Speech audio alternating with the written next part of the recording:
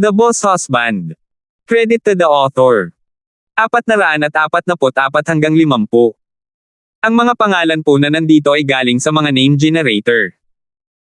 Kaya kung meron man pagkakatulad sa mga pangalan ng totoong tao o lugar, ito ay tunay na hindi sinasadya.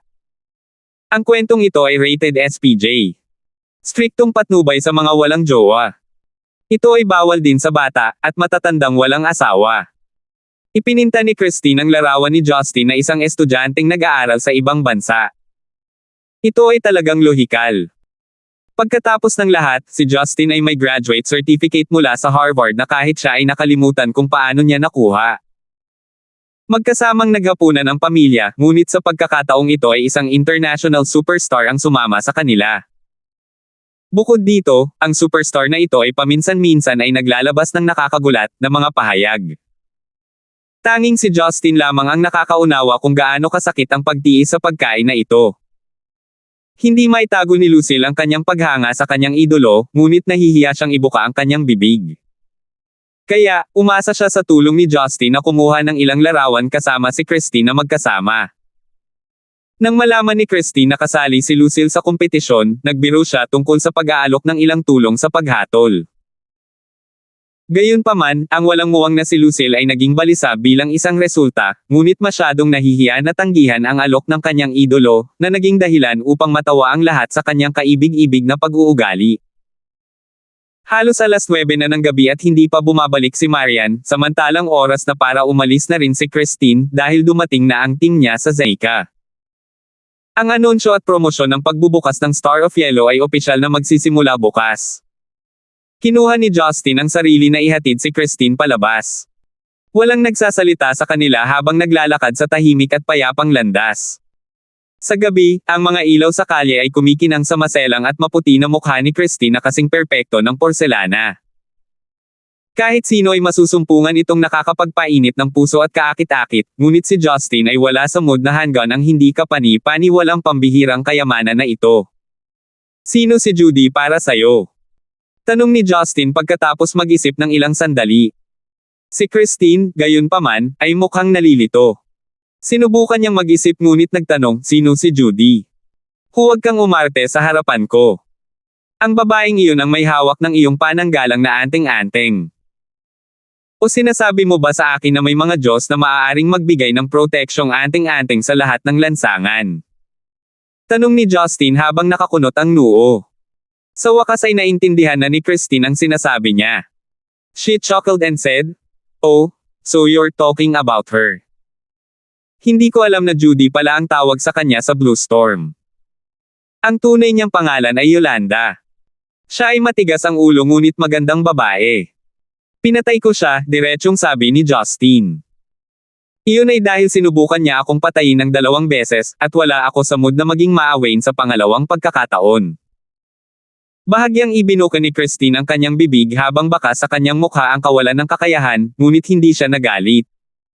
You don't need to care about it too much.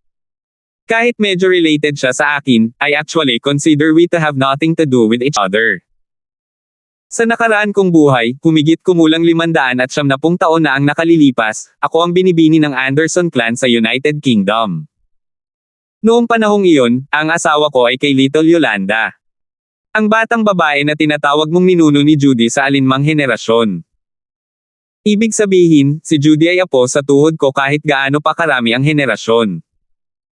May isang beses na sinubukan akong dukutin ng isang Power User Association, at nagpadala si Blue Storm ng ilang tao para protektahan ako.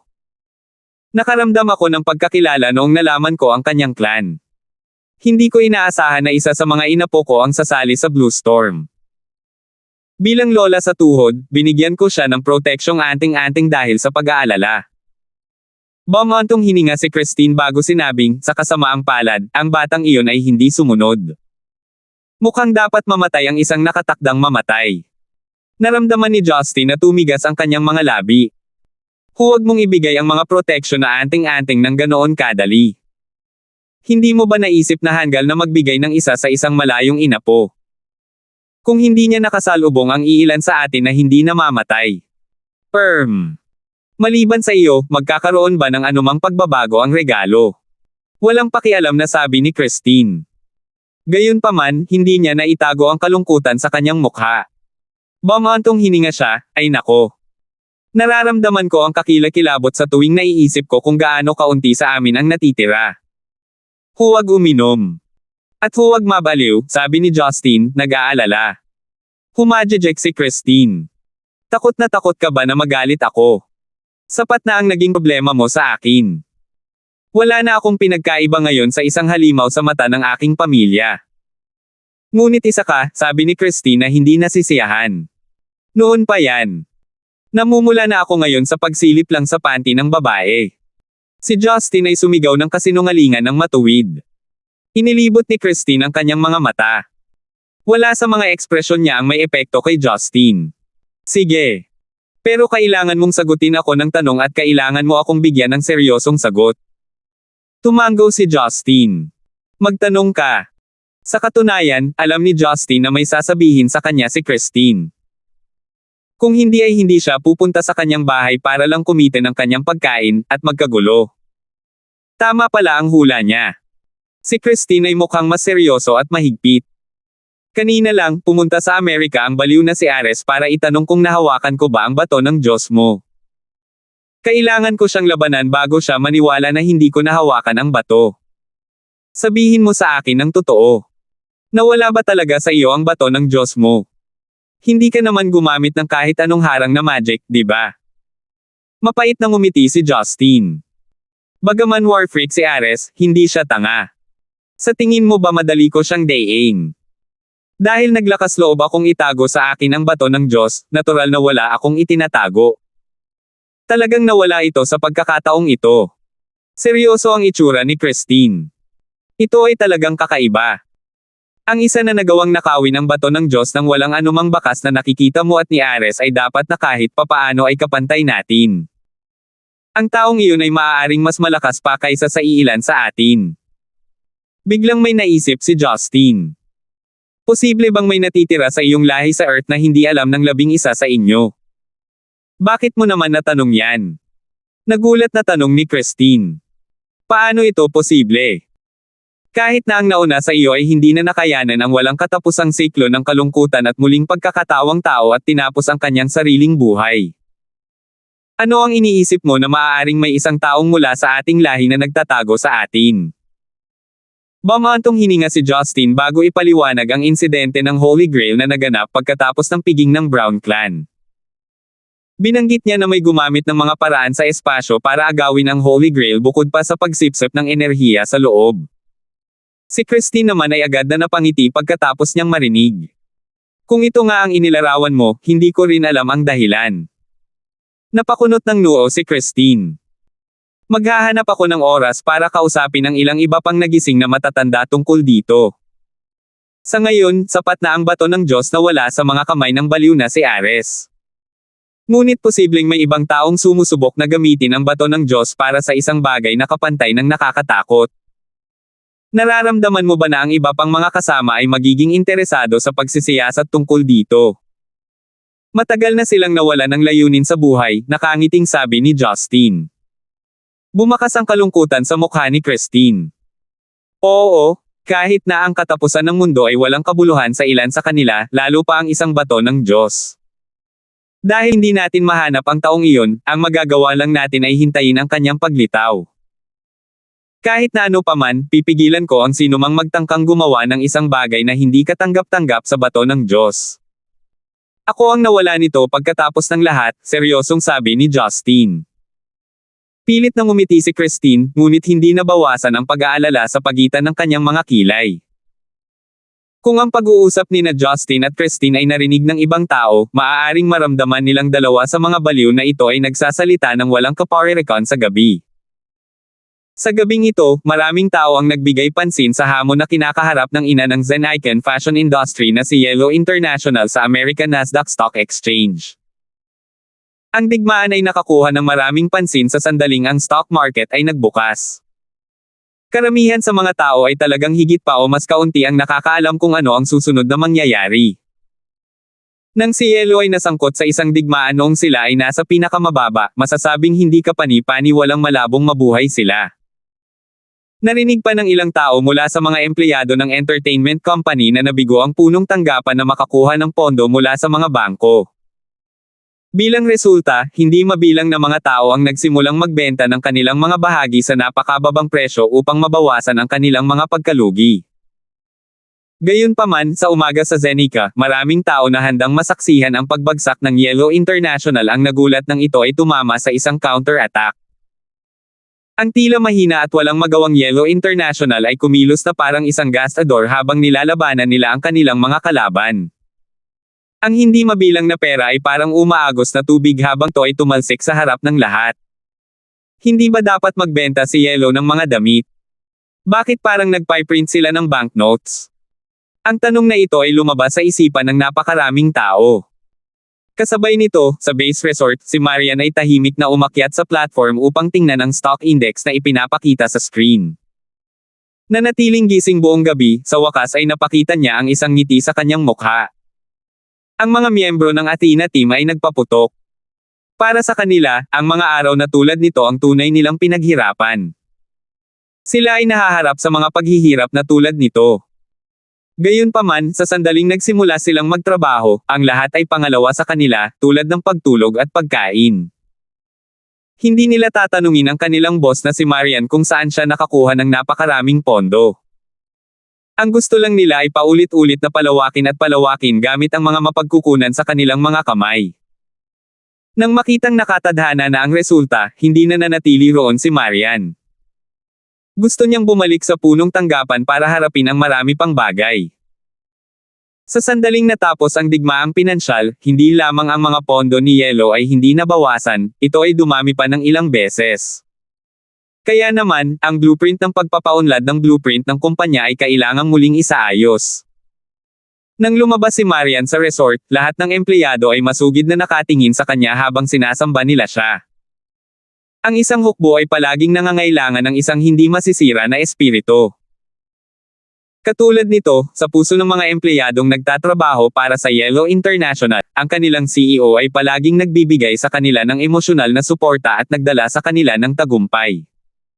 Si Marian, gayunpaman, ay hindi naramdaman na siya ay espesyal. Lola, hindi ko na kayo binaygo sa wakas.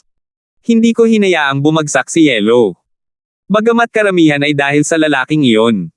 Ngunit, ito ay dahil din sa pagtulong mo sa akin sa langit, hindi ba? Naisip niya. Ang pag-iisip at pananabik ay nagbigay kay Maria ng higit pang pag-iisip. Ang isang katulad na nagbigay pansin sa labanang ito ay si Gareth na nasa isang high-class condominium sa Stonegate. Humihigop siya sa kanyang red wine sa kanyang pajama. Nang makitang dahan-daang nabawi ni Yellow ang kanilang kalamangan sa screen habang tinatanggal nila ang bawat isa sa kanilang mga kalaban na nangingibabaw tulad ng isang tigre na bumaba sa mga bundok, kinuyam ni Gareth ang kanyang kamao na hawak ang baso ng alak habang siya ay walang tigil na nanginginig. Dahan-daang ibinaling ni Gareth ang kanyang ulo sa isang mahigpit na selyadong file holder. Sa sandaling ito, nagmamadaling pumasok ang isang assistant na nakasuot ng suit mula sa living hall. Nakayuko, sinabi niya, "Chief, gusto mong makipag-ugnayan ako kay Lord Manos, ngunit natatakot ako na hindi na iyon isang opsyon." Kumunat ang noo ni Gareth. "Panginoong Manos. Panginoong Manos. Siya." Nauutal na sabi ng katulong. "Nabalitaan ko lang na pinatay on the spot si Lord Magnus ng isang government worker kaninang umaga bilang resulta ng paggawa ng ilang krimen. Iniimbestigahan na raw ang government worker, habang ang krimen na ginawa ng iilang negosyanteng Singaporean at Malaysian ay malamang na nakatakda." Nakapikit si Gareth habang winawagayway ang kanyang kamay bilang senadorya sa kanyang katulong na umalis. Tumingin ulit siya sa may hawak ng file habang malamig na ngumiti. "Panginoong Manos, o Panginoong Manos. Hindi ka takatakang nagbigay ka ng isang bagay na napakahalaga sa akin kahit na wala kang kinalaman sa akin. Parang nauuna ka pa rin sa laro."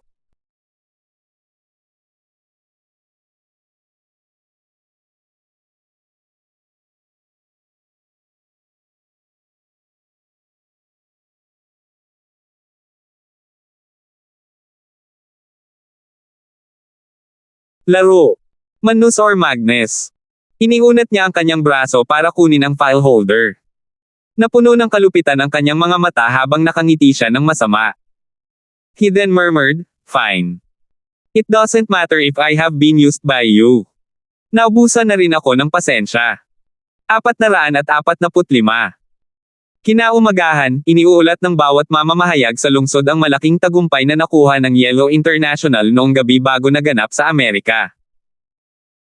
Kasunod ng labanang pinansyal na ito, kahit papaano ay nakaligtas ang Yellow International, na ikinagulat ng lahat ng iba pang kumpanya sa parehong industriya.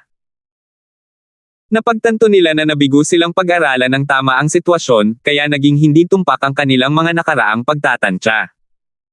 Sa kabilang banda, bilang CEO, paulit-ulit na naiulat at nahype ang pagkakakilanlan ni Marian. Napakabilis, ang bilang ng mga hit niya sa maraming search engine ay direktang lumampas sa pinakamainit na superstar na si Christine at sa American singer na Gaga. Ang pinakabatang beauty CEO, ang Iceberg Goddess, ang simbolo ng kayamanan, ang Golden Leader, ang dream girl ng mga bachelor sa buong mundo. Iba't ibang uri ng magarbong titulo ang mabilis na kumalat sa buong mundo. Tala ng TL, mga gintong bachelor, walang asawa, mayaman, at walang asawa. Dahil madalang na dumalo si Marian sa mga pampublikong kaganapan, walang gaanong larawan niya. Bilang isang resulta, ang halaga ng atensyon at paghanga na nakadirekta sa kanya, ay tumaas. Upang gawing mas pinalaki ang sitwasyon, ang ilang mga fan club ay itinayo pa sa pangalan ni Marian ng mga mamamayan, gayunpaman, maaari silang pumili ng mas mahusay na mga pangalan. Ang isa sa kanila ay tinawag na washing powder. Iyon ay dahil kapag ang kanyang pangalan na she, ay binibigkas ng dahan-dahan, ito ay parang she, washing powder, habang ang pinakamalaking bentahe ng washing powder ay hindi ito mabilang. Siyempre, walang pakialam si Marian sa mga kalokohang ito, kaya hindi siya masyadong naapektuhan. Ang taong higit na nagdurusa ay si Justin. Matapos ilantad ni Christine ang kanyang mga sekreto, naging perverted devil siya sa mga babae sa bahay, kasama si Rebecca na kanyang ina. Bagamat nagkasala siya para kay Justin, hindi niya matiis ang isang binata na namumuhay sa ganoong kagulo. Matapos may ulat ang balita, dahil itinago ni Justin ang malaking paghihirap na kinakaharap ni Yellow mula sa kanyang pamilya, sinisi siya ng lahat sa hindi pag-iisip kung paano maaaring makaapekto kay Marian ang kanyang mga aksyon. Hindi lang masasabi ni Justin na naglansya ng 50 bilyon para sa kanyang asawa. Kahit na siya ay tunay na bukas palad at ganap na kwalipikado sa pinakamaluho na asawa sa mundo, wala sa mga ito ang nagbigay ng wastong dahilan. Talagang hinayaan niya si Marian na harapin ang lahat, habang siya ay lumandi sa ibang mga manliligaw. Nakaramdam ng sakit sa puso para sa kanyang malaanak na figure, gumawa si Yuna ng isang lunchbox na binubuo ng mga mesla na ginawang merienda bilang karagdagan sa isang mangkok ng ginseng chicken soup para ihatid sa kanya ni Justin sa kanyang opisina. Dahil abala si Marian sa mga resulta, wala siyang pagkakataong makauwi noong nakaraang gabi. Hindi tatanggi si Justin na gawin ang pabor na ito, wala siyang dahilan. Bagaman, medyo hindi siya nasisiyahan sa sitwasyon. Bakit ba laging ganito kahirap ang babaeng ito? Hindi ba pwedeng magpahinga muna siya bago humarap sa ibang bagay? Hindi naman sa wala siyang magagamit sa kumpanya. Bihira na ngayon ang makakita ng taong ganito kahilig sa trabaho, naisip niya. Nang si Justin ay nagmamaneho papunta sa kumpanya habang nakaramdam siya ng kaunting pagkabalisa, ilang mga hindi inaasahang bisita ang dumating sa opisina ng CEO ng Yellow International noong madaling araw. Boss Lysander, umaasa si Chief Garrett na makita ka, sabi ni Danica sa pamamagitan ng isang tawag sa telepono mula sa opisina ng kanyang sekretarya. Buong gabi rin siyang nanatili doon. Si Marian na nakikitungo sa ilang huling dokumento sa pagwawasto ng pabrika, ay nakasimangot. Maliban sa pagod at kaseryosohan, bakas din sa mukha niya ang kawalan ng magawa at inis. Kasabay nito, nakaramdam siya ng kaunting pagkalito. Garrett! Naisip niya. Sa tuwing naiisip niya ang lalaking ito na may hindi mapigil ang pagpupursage na kumapit sa kanya, naiisip niya ang lalaking nakatayo sa tabi ng kanyang ina sa larawan na nakita niya ilang araw na ang nakalipas. Umiling-iling siya, sinubukan niya ang kanyang makakaya na hayaan ang mga bagay na ito sa ngayon. Huminga ng malalim, kinalma niya ang sarili bago sinabing, papasukin mo siya. Pagkaraan ng kalahating minuto, itinulak ni Gareth ang pinto ng opisina. Nakasuot siya ng plantsadong suit, habang may malabong ngiti sa kanyang mukha gaya ng dati. Ang eksaktong ngiti na ito ang nakapagpagalit kay Marian sa simula pa lang. Hindi niya alam kung bakit mas kaaya-aya ang ngiti ng walang hiya niyang lalaki kaysa sa gwapong ngiti na ito. Dahil ba sa tao, o dahil sa puso niya? Marian, malamang na mahirap para sa iyo. Maniwala ka sa akin kapag sinabi ko ito, ngunit nag-aalala ako para sa iyong kapakanan sa lahat ng oras na ito. Kung isasaalang-alang ang sitwasyon, ang aking mga alalahanin ay walang batayan, sabi ni Gareth habang dahan-dahan siyang umupo sa leather sofa sa tapat ni Marian. Tumayo si Marian at lumapit sa kanyang office table. Naka-cross arms, malamig niyang tinitigan si Gareth habang sinasabi, Chief Nigel, sumuko ka na lang. Alam mong hinding-hindi kita matatanggap. Hindi naman inis si Gareth. Nagpatuloy siya sa pagngiti ng mapagbigay. Hindi ba natin maaaring iwanan ang mga bagay na iyon para sa ibang pagkakataon? Hindi mo ba naisip na dapat mo akong bigyan ng isang tasa ng kape o tsaa bilang hostess? Kung ang kaharap niya ay hindi anak ng premier at opisyal ng gobyerno, naramdaman ni Marian na tatawag siya ng mga gwardya para hilahin siya palabas, o tanggihan lang ang pagpasok niya sa gusali ni Yellow sa simula pa lang. Danica, gumawa ka ng isang tasa ng kape, sabi ni Marian pagkatapos pinindot ang button ng telepono na nakalagay sa kanyang office table. Muling pinatunayan ni Danica ang kanyang kahusayan. Nag-deliver siya ng isang tasa ng mainit na kape sa loob ng 3 minuto at inilagay ito sa harap ni Gareth nang hindi ipinapalam na gawin iyon. Nang mapansin niya ang matigas na kapaligiran sa pagitan ni Gareth at Marian, kumunat ang noo ni Danica bago agad na umatras. Maliwanag, hindi maintindihan ni Danica kung bakit parang kaaway niya ang tingin ng CEO kay Chief Nigel. Kung wala ka ng ibang kailangan, makakalabas si Chief Nigel pagkatapos uminom ng tasa ng kape na ito, sabi ni Marian sa isang walang pakialam na paraan. Humigop ng kape si Gareth at mukhang napakainit nito nang ibaba niya ang tasa.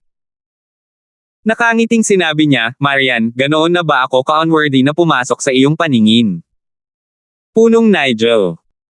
Kinagat ni Marian ang kanyang labi bago sinabing, kung hindi mo pa napapansin, napuno ako ng trabaho.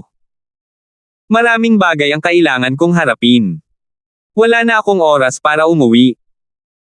Hindi ko na kailangang sayangin ang aking lakas sa mga walang kabuluhang pag-uusap. Dapat nakinig ka sa tinawag ni Justin sa akin sa parking area noon. Tama, legal na mag-asawa kami. Sa madaling salita, hindi ako makikipagrelasyon sa iyo. Kasal na ako. Now with that in mind, stop harassing me. Sa totoo lang, batay sa autoridad ng iyong Nigel clan, ang pagsisiyasat sa aking marital status ay isang piraso ng cake. Dapat mong malaman na ang paggawa nito ay nagpapahirap sa akin. Ang ngiti sa mukha ni Gareth ay unti-unting nawala, habang ang pait ay napuno sa gilid ng kanyang mga labi. Ang lupit mo talaga sa isang babae gaya ng sinasabi nila. Habang nagsasalita siya, kinuha niya ang folder na dala niya at kinalikot iyon. Ipinagpatuloy niya ang pagsasabi, tama ka. Sinuri ko nga kung ikaw at ang taong tinatawag na Justin ay kasal o hindi. Ang resulta ay talagang nakakadismaya upang sabihin ang hindi bababasa. Talagang hindi ako makapaniwala na handa kang magpakasal sa isang mababang uri at bulgar na lalaki, ngunit hindi ako handang isaalang-alang. Siyempre, alam kong huli na kitang nakilala. 3 o 4 na buwan na ang nakalipas simula noong una kitang makita. Pero hindi naman ito mas maikli kaysa sa inyo ni Justin, di ba? Hindi ako naniniwala na ikaw ang uri ng babae na walang ingat na mag-aasawa ng napakabilis. Siguradong may iba pang dahilan sa iyong kasal. Si Marian ay may parehong ekspresyon sa labas, ngunit nakaramdam siya ng kakulangan sa ginhawa sa kanyang puso. Grabe ang pakiramdam ng tinutusok ng karayom ang puso. Lumitaw ang brutalidad sa mga mata ni Gareth.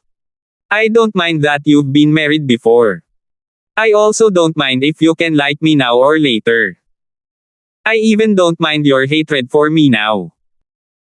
Being the inheritor of the Nigel clan, as long as may babaeng gusto ako, I don't want to claim 100%, but at least 70 to 80% of the young ladies from major clans hindi ako tatanggihan, but I've never truly fallen for a girl before. Ikaw ang kauna-unahang nagbigay sa akin ng pagnanais na angkinan ka, hindi ako papayag na mabaigo ako. Nang diretsong sinabi ito ni Gareth, medyo natarante si Marian, ngunit alam niyang hindi niya ito maiiwasan. Dahil dito, nanatili siyang malamig na mukha at sinabing, Chief Nigel, hindi mapipilit ang damdamin. Naghahanap ka ba ng taong napupuot sa iyo na tumayo sa tabi mo? Wala akong pakialam. Tumayo si Gareth habang lumilitaw ang apoy sa kanyang mga mata. I don't care if you like me or not. I don't care if you hate or even detest me. Ilan sa mga mag-asawa mula sa major clans ang nagsasama-sama dahil sa totoong pag-ibig pa rin. Ang mga lalaki at babae na palihim na naghahanap ng magkasintahan sa labas ay hindi nakakagulat. Pero hindi mo kailangang mag-alala.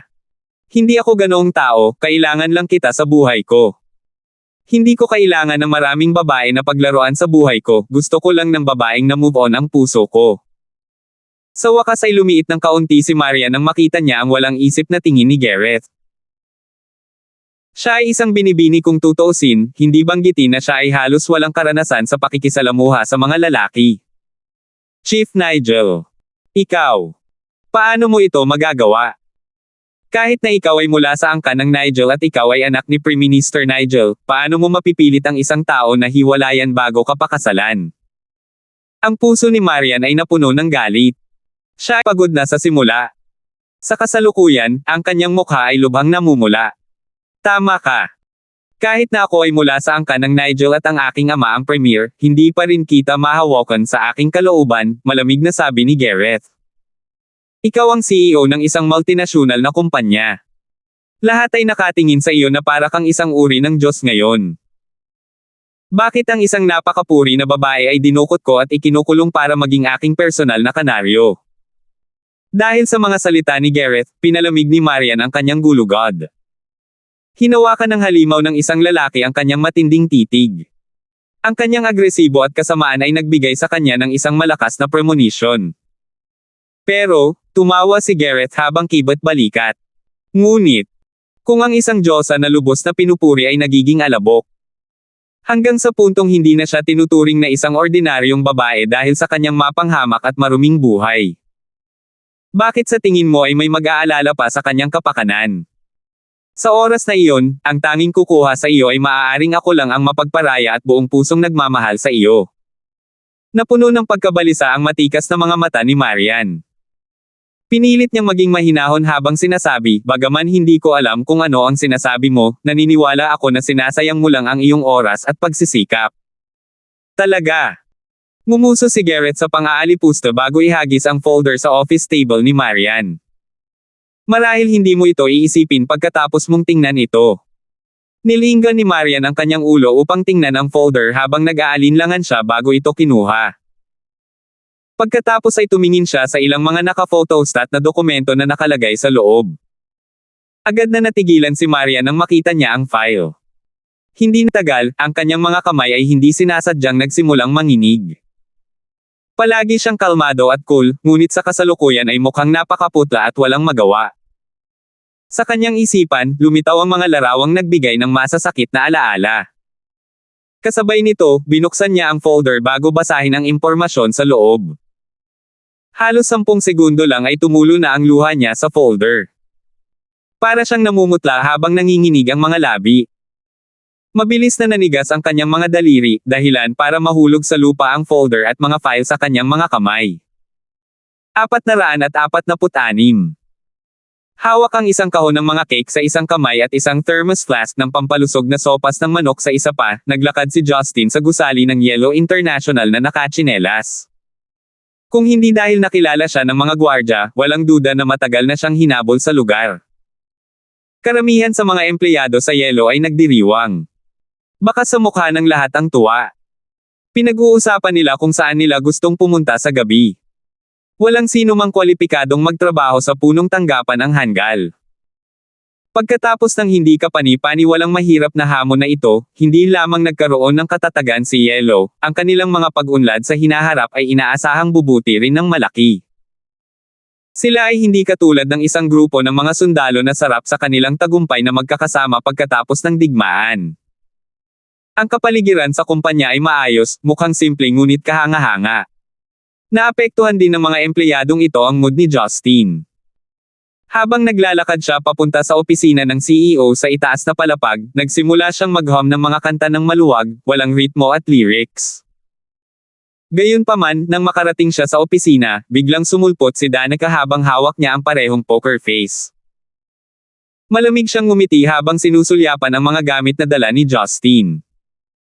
Si Boss Lysander ay nakikipagkite sa isang mahalagang kliyente. Bumalik ka ulit mamaya kung gusto mo siyang pasayahin. Hindi naman inis si Justin. Tiningnan niya si Danica mula sa itaas hanggang sa ibaba bago tumingin sa kanyang patag na dibdib. Umiling siya, ngumiti siya habang sinasabi, kay airport, bakit hindi pa rin nagbabago ang anyo mo kahit na nakipagrelasyon ka na?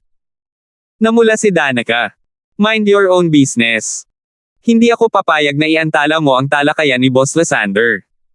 Hindi ka ba nagsasawa sa pagbabantay sa pinto buong araw? Dapat kang bumalik sa iyong opisina, o hanapin ang iyong maliit na kasintahan. Ano nga ulit ang tawag sa kanya? Mr. Lee. Ito ay si Vice President Malcolm. Napakunot ang noo ni Danica sa galit.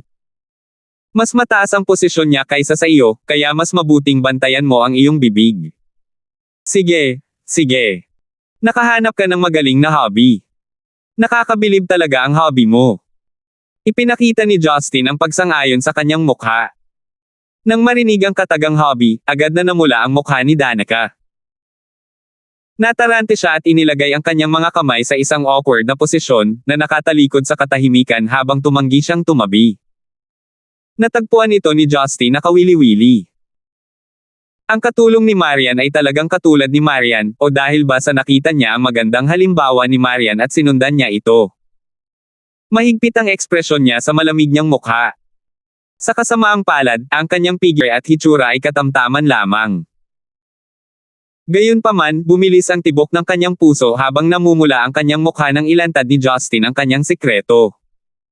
Ang pagbabasa ng kanyang isip ay parang pagbabasa ng isang bukas na libro. Vice Presidente Lee. Tawag ni Justin pagkatapos tumalikod. Agad na inikot ni Danica ang kanyang ulo upang harapin ang direksyon ng walkway, ngunit wala siyang nakitang tao doon. Kasabay nito, bahagyang itulak ni Justin si Danica para ilayo siya bago buksan ang pinto ng opisina. Nang mabawi ni Danica ang kamalayan, huli na ang lahat. Gusto niyang pigilan siya, ngunit pumasok si Justin sa opisina. Sabay ngiti sa kanya bago isinara ang pinto. Galit na tumapak si Danica sa lupa sa labas ng opisina.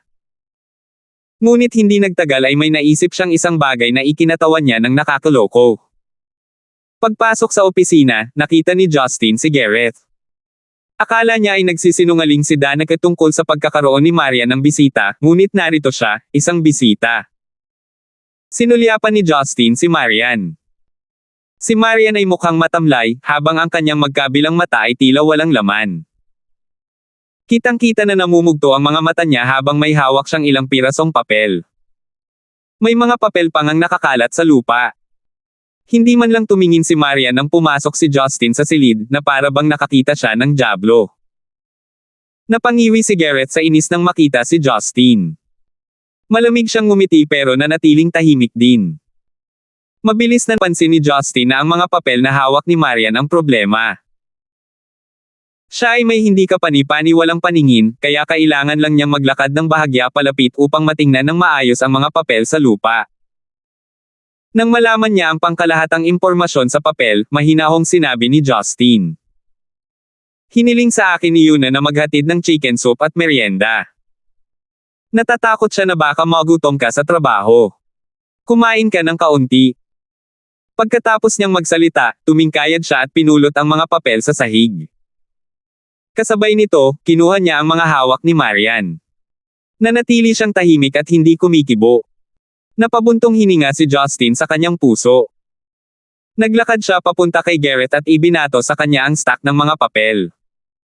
Sa mapurol na paraan, sinabi niya, ibalik mo sila. Ngumuso si Garrett sa pang-aalipusta. Ano yun? Sa tingin mo ba peke sila? Totoo man o hindi, hindi mo dapat sila dinala rito. Napuno ng galit ang mga mata ni Justin. Pero batid niyang hindi niya kayang durugan ang bungo ng lalaking nanliligaw sa kamatayan dahil lang sa gusto niya. Tumayo si Garrett at inilagay ang kanyang mga kamay sa kanyang likuran. Dahan-dahan siyang naglakad sa likod ni Justin habang bumaantong hininga, tusong fox talaga si Magnus. Tiyak na napagtanto niya na matatalo siya, kaya inabot niya sa akin ang trump card niya. Kahit na mabaygo siya, basta nasa kamay ko ito, ihahatid ito kay Marian maya-maya. Sa totoo lang, alam ko na ginagamit lang ni Magnus ang aking background at intensyon. Ngunit aminin ko na nagtagumpay siya, kahit na hindi ko gustong gamitin. Hindi ko pa rin napigilan ang toksong dala ng mga dokumentong ito. Sa sandaling ito, sa wakas ay itinaas ni Marian ang kanyang ulo upang tingnan si Garrett sa katahimikan habang hindi inaasahang napuno ng kalungkutan at kalungkutan ang kanyang mga mata. Hindi maintindihan ni Garrett ang ibig sabihin ng kanyang tingin. Inisip niya lang na tumatanggi si Marian na harapin ang katotohanan. Tuwang-tuwa siya, ngumiti siya at sinabing, huwag mong isipin na peke ang mga record. Marian o Marian, nagpadala ako ng isang tao para imbestigahan ang ospital na ginamit ni Kevin Lysander noong nabubuhay pa siya. Tumakas ang kanyang doktor sa ibang bansa sa anumang dahilan. Mukhang binayaran siya ni Magnus ng malaking halaga para makatakas siya. Kung peke ang record na ito, bakit siya tatakas? Habang nagsasalita si Garrett, unti-unting nawala ang ngiti sa kanyang mukha.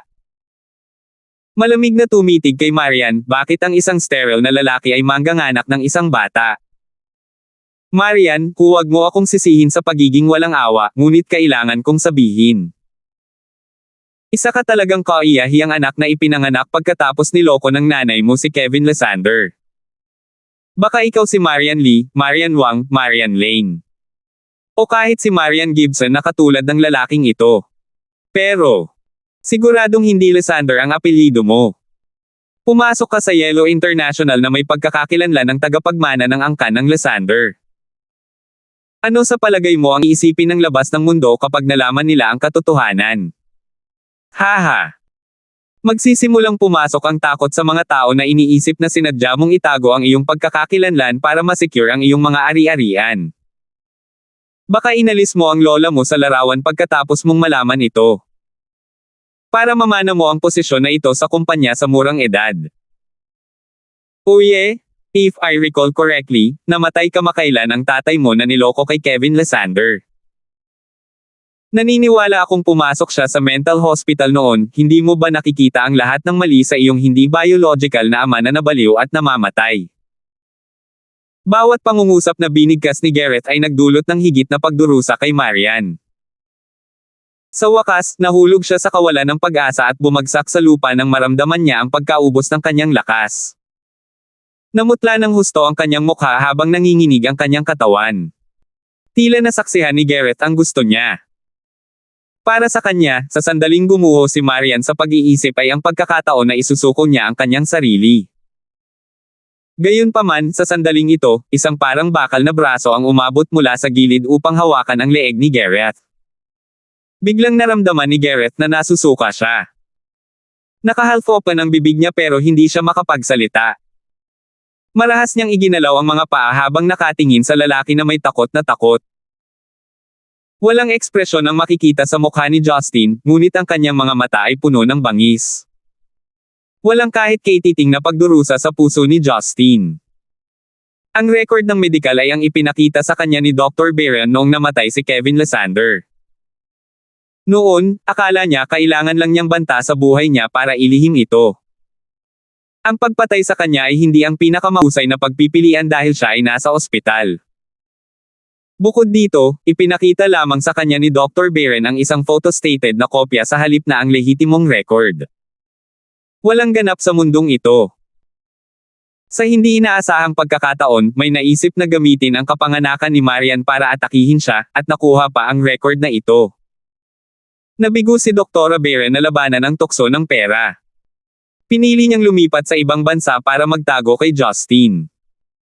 Naramdaman ni Justin na halos mapunit ang kanyang puso nang sumulyap siya kay Marian na tila nawala ang kanyang kaluluwa. Eksaktong ito ang nakakagalit at nakakabaliw na lalaki sa harap ni Justin na gumawa ng isang napakagandang umaga sa una nitong madilim at patay. Tinitigan ni Justin ang mga mata ni Gareth habang gusto niyang durugan ang kanyang leeg. Gusto ni Justin na patayin siya bago aliwin si Marian, ngunit alam ni Justin na hindi niya kayang patayin siya ng ganoon lang. Hindi dahil opisyal siya ng gobyerno o miyembro ng Ning Clan. Ito ay dahil siya ay anak ni Gilmore. Ang mukha ni Gareth ay naging kulay ng atay ng baboy. Sinubukan niyang sipain o hawakan si Justin gamit ang kanyang mga braso, ngunit ang katawan ni Justin ay hindi gumagalaw kahit kaunti, na para bang ito ay gawa sa metal. Sa wakas, nang muntik nang mabulunan si Gareth at halos magdilim ang kanyang paningin, sa wakas ay pinakawalan siya ni Justin. Bumagsak si Gareth sa lupa habang hinihingal at tinitigan ang lalaki na matalinghaga at literal na nakatingin sa kanya. Ikaw. Babayaran mo ang iyong mga aksyon. Galit na sabi ni Gareth. Hindi siya pinansin ni Justin at naglakad patungo kay Marian bago nag-squat. Malumanay niyang sinabi, huwag ka nang maupo sa lupa. Kung wala ka nang kailangan pang gawin, samahan mo akong umuwi at magpahinga. Walang nagawa si Marian. Nakatingin lang siya sa harap ng walang gana. Nanatiling tahimik si Justin. Iniunat ang kanyang mga braso, itinaas niya si Marian mula sa lupa. Sa wakas ay nakakuha ng ilang reaksyon si Marian, ngunit hindi niya pinansin si Justin habang tumalikod siya at lumabas ng opisina ng mag-isa. Alam ni Justin na ang pagsasabi ng kahit ano ay walang silbi ngayon. Ang tanging magagawa niya ay ang nasa tabi niya at hintayin itong kumalma. Matapos lumabas ng opisina sina Marian at Justin, isang masamang ngiti ang lumitaw sa mukha ni Gareth. Bamulong siya, oo, pumunta ka na. Babalik ka sa akin maya-maya at mangungulila sa mga tulad ko. At saka, Justin, malalaman mo rin na na-provoke mo ang isang tao na sana ay wala ka. 447. Pagkatapos gumugol ng 40 minuto sa kanilang serbisyo sa customer, sinabihan ako na papalitan nila ang aking baterya sa Martes. I was expecting a brand new unit. Sigh, nakakapagod ang buhay minsan.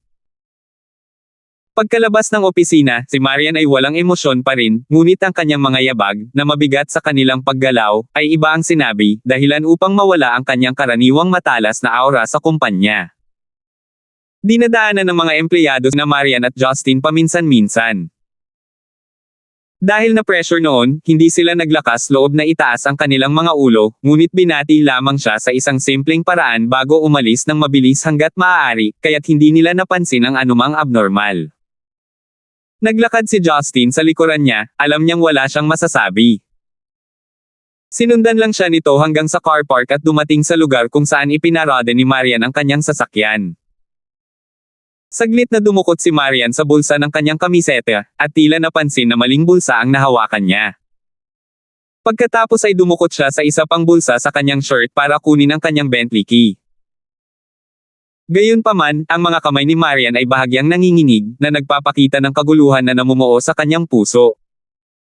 Ilang sandali niyang kinapa ang susi bago tuluyang pinindot ang lock ng pinto. Nang iunat ni Marian ang kanyang braso sa pintuan, hindi na kinaya ni Justin na tumabi at manood pa. Lumapit ito sa kanya at hinawakan ang kamay niya. Tahimik na ibinaling ni Marian ang kanyang ulo upang tingnan si Justin, walang buhay. Huwag kang magmaneho. Batay sa iyong kasalukuyang kalagayan, ang pagmamaneho ay walang pinagkaiba sa panliligaw kay kamatayan, seryosong sabi ni Justin. Hindi siya pinansin ni Marian, at ginamit ang kabilang braso niya para buksan ang pinto. Naririnig mo ba ako? Kinakausap kita. Inilayo ni Justin si Marian sa sasakyan at hinawakan ang magkabilang balikat nito sa magkabilang braso bago pilit na inalog ang malambot nitong katawan. Si Marian ay umindayog ng husto kaya ang kanyang ulo ay nagpabalik-balik, ngunit hindi pa rin siya nakakagawa ng ingay, tulad ng isang walang kaluluwang pape na kinokontrol. Nalungkot si Justin dahil napansin niya ang kawalan ng buhay sa kanyang mga mata. Itinuro ng lahat ng ito ang katotohanang wala na siyang pakialam sa kanyang buhay. Palibhasa'y sobrang introvert sa nakaraan, hindi pa talaga nasabi ni Marian ang kanyang puso noon. Kaya, kahit anong pagdurusa ang kanyang pinagdadaanan, tahimik niyang itatago iyon sa kanyang sarili. Ang tanging magagawa niya ay pigilin sa halip na magpahayag. Sa kasalukuyan, si Marian ay nasa gilid ng pagbagsak. Pinigilan siya ng kanyang matigas at baluktot na mga hadlang sa pag-iisip. Hindi kita hahayaang gumawa ng kalokohan. Damaloy ang resolusyon sa mga mata ni Justin. Bago muling lumapit si Marian sa kanyang sasakyan, hinampas siya ni Justin sa kanyang leeg mula sa kanyang likuran para matamba siya, dahilan para mahulog siya sa kanyang mga bisig. Sinigurado ni Justin na walang tao sa paligid bago niya binuhat si Marian at naglakad papunta sa kanyang sasakyan bago siya inilagay sa likod na upuan. Si Marian ay mukhang kalmado at mapayapa, na para bang siya ay isang kumikinang, malinaw na lawa, mukhang lubhang nakakaakit at kaakit-akit. Gayunpaman, alam ni Justin na ito ay isang ganap na kakaibang kwento sa sandaling siya ay nagising. Makalipas ang 1 minuto, pinaandar ni Justin ang kanyang sasakyan at umuwi. Matapos maihatid ni Justin si Marian saglit, sinundo siya ng driver ni Gareth bago siya ihatid pa uwi. Mukhang sesubog si Gareth anumang oras, kaya't ang kanyang assistant na nakaupo sa tabi ng driver ay mas maging maingat sa kanyang mga kilos. Walang pa na kayang-kaya niyang magkamali ngayon. Sa sandaling ito, ipinasa ni Gareth ang isang folder sa harap. Ipasa ang bagay na ito sa bawat maimpluwensyang media ng balita upang mai-publish. Gawin itong mas malaki hanggat maaari. Natanggap ng katulong ang folder at inilabas ang dokumento. Nang mabasa niya ang ilang mahahalagang salita, agad na namutla ang mukha niya. Young Master. Young Master. Hindi matalinong i-publish ito, di ba? Ang Yellow International ay isa na ngayong multinational na korporasyon na binibigyang pansin ng ating bansa. Masasabing si Marian ay nakatayo sa ilalim ng spotlight. Ito ay maaaring. Ito. Gusto mo bang matanggal sa trabaho? Marahas na sumigaw si Gareth. Fucking makinig ka sa akin. Gawin mo kung ano man ang sasabihin ko sa iyo. Hindi mo ba nakikitang masama ang pakiramdam ko? Sa tingin mo ba wala akong utak o mas matalino ka? Kahit wala si Marian, mapapalitan ang posisyon niya sa Yellow at ipagpapatuloy pa rin ng kumpanya ang operasyon nito. Gusto kong harapin ni Marian ang kamatayan sa pinakamasamang paraan na posibleng pagsisisihan niya ang lahat. Gusto kong pagsisisihan niya ang lahat. Ngunit isang bastard na ipinanganak ng isang mabangis na lalaki at isang asong babae. Dapat niyang isaalang-alang na kanyang pagpapala na handa pa rin akong paglaruan ang kanyang katawan. Ngayon, nararapat lamang na lumuhad siya sa aking harapan at dilaan ang aking mga paa. Nagbuga ng malamig na pawis sa noo ang katulong habang nag-aalalang tumango. Kung hindi ka maglakas loob na gawin ito. Mahinang sabi ni Gareth. Dapat talagang tumalon ka mula sa kotse na ito ngayon. Lumuhad sana ang assistant sa harap ni Gareth kung wala siya sa kotse. Kinakabahan, nauutal niyang sabi, G, gagawin ko. Young Master, huminahon ka. Sumandal si Gareth sa kanyang upuan at tahimik na ipinikit ang kanyang mga mata. Kitang-kita sa gilid ng labi niya na malamig ang ngiti niya. Gayunpaman, hindi napansin ni Gareth na ang kanyang nasa katanghaliang gulang na driver ay nakakunot ang kanyang noo sa pagmumuni-muni. Mabilis na nakarating si Justin sa bahay pagkatapos ng bilis sa kalsada. Binuhat niya ang katawan ni Marian at pumasok sa bahay. May mga klaseng papasukan si Sheila kaya wala siya sa bahay sa ngayon. Gayunpaman, sina Rebecca at Yuna ay nanonood ng telebisyon. Nagulat sila nang makitang sumugod si Justin sa loob ng ganito. Young Master. Anong nangyari kay Miss? Justin, anong nangyari kay Marian? Nag-aalala, sinundan nila si Justin sa itaas. Sinabi niya sa kanila na si Marian ay nahimatay lamang, kaya medyo gumaan ang pakiramdam nila, ngunit hindi alintana, nag-aalala pa rin sila kung bakit. Hindi makapagbigay si Justin ng komprehensibong paliwanag sa napakaikling panahon. Binuhat niya si Marian sa kanyang silid at maingat na inilagay sa kanyang kama. Tinanggal ni Yuna ang kanyang outer coat at heels sa masikasong paraan bago nagtanong, "Young master, pakiiwas ang aming pag-aalala. Sabihin mo kaagad sa amin kung bakit nahimatay si Miss." Na-knockout ko siya, bumantong hininga si Justin. Sa pagkakataong ito, ipinakita ng dalawa ang pagtataka sa kanilang mga mukha habang nakatingin sila kay Justin na may pagdududa. Nanatiling tahimik si Justin saglit. Noong nasa ganitong sitwasyon si Marian, walang paraan na maitago niya ito sa kanyang pamilya.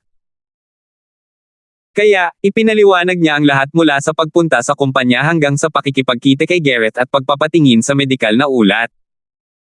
Sa wakas, napansin ni Justin na sila ay mukhang hindi natural.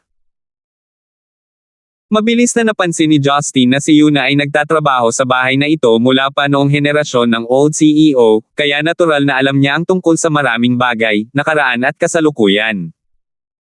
Sa kabilang banda, si Rebecca ay malapit na kaibigan ng ina ni Marian na si Selena Campbell.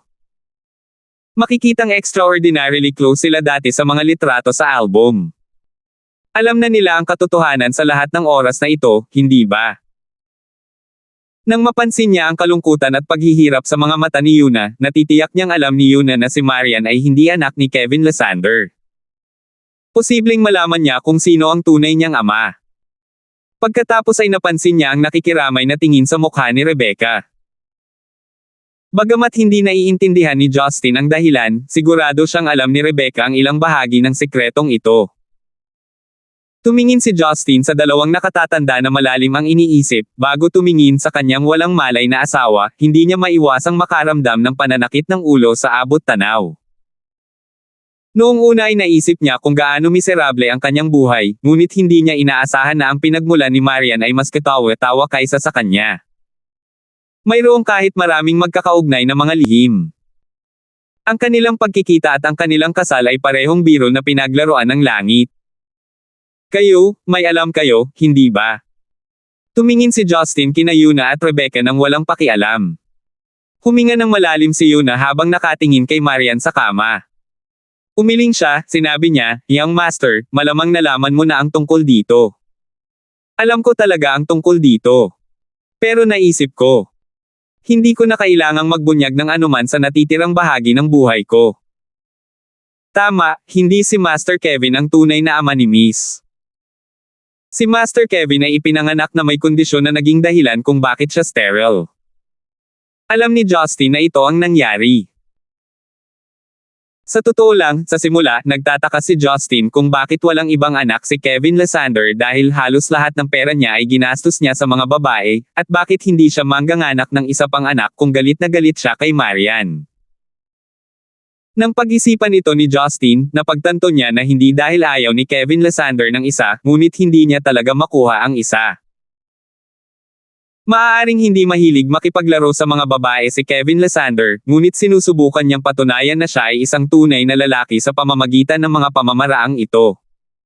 Gayunpaman, ang maaari lang niyang maging isang hindi epektibong kalahating beteng. Ito ay lubos na makapagpapaliwanag kung bakit nagkaroon ng bigong kasal si Kevin Lysander bagamat si Selena Campbell ay ang kanyang malajade na asawa. Alam ni Kevin Lysander na imposible para sa kanya na magkaanak, ngunit kahit papaano ay nagawa ni Selena Campbell na magbuntis ng isang bata, si Marian. Isa itong malaking sampal sa mukha ni Kevin Lysander.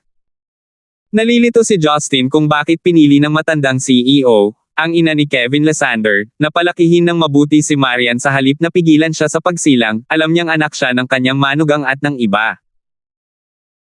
Bukod dito, naipasa pa niya ang imperyo na nilikha niya kay Marian noong mga unang araw niya sa halip na ang sarili niyang anak na si Kevin Lysander.